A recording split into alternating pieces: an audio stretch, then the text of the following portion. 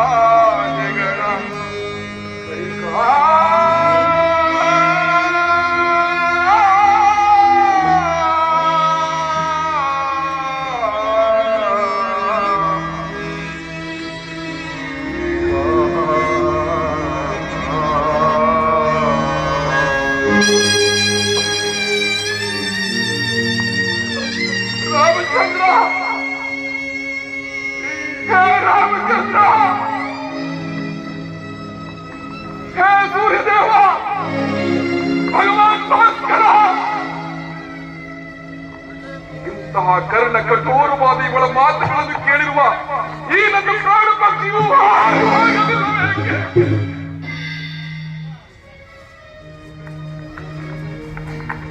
ಹಾರಿ ಹೋಗಲಿಲ್ಲವೇ? ಹೇ ಮರಣವೇ, ಹೇ ಮೃತ್ಯುವೇ, ಹೇಗೆ ಬಂದು ನನ್ನನ್ನು ಆಲಂಕಿಸು, ತೆರೆದುಕೊಂಡು ಹೋಗು, ತೆರೆದುಕೊಂಡು ಹೋಗು.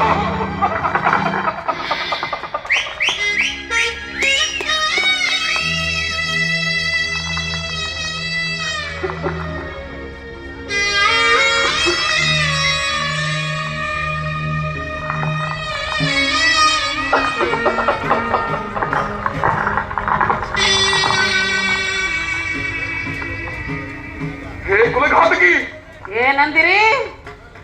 ಏ ನಯವಂಚಕಿ, ದುಷ್ಟ ಎಣ್ಣೆ, ಏನಾದ್ರೂ ಅಂದುಕೊಳ್ಳಿ. ನನ್ನ ಪ್ರಾಣ ಸಮಾನನಾದ ಸಕಲ ಸದ್ಗುಣ ಸಂಪನ್ನನಾದ ಸರಳ ಸಜ್ಜನಿಗೆ ಪ್ರತಿರೂಪವಾದ ಪ್ರಜಾಸೇವಕನಾದ ನನ್ನ ರಾಮಚಂದ್ರ ಅರಣ್ಯವಾಸಕ್ಕೆ ಕಳಿಸಬೇಕೆ? ಹೌದು, ನಿಮ್ಮ ರಾಮನೇ. ಏನು ಅಪರಾಧ ಮಾಡಿದ್ರಿಂದ ಕಳಿಸಬೇಕು? ಕೈಕಾ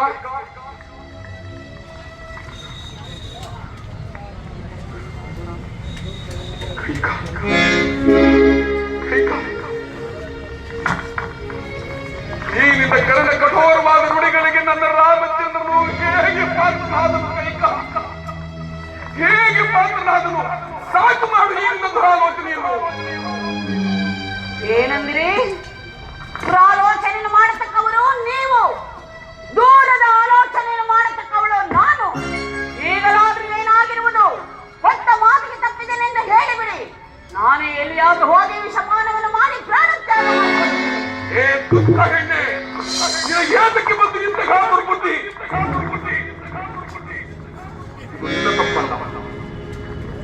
ಇದು ನಿನ್ನ ತಪ್ಪಲ್ಲ. ಯಾರದೋ ದುರ್ಬೋಧನೆಗೆ ಒಳಗಾಗಿ ಈ ರೀತಿ ಮಾತನಾಡುತ್ತಿರಬಹುದು.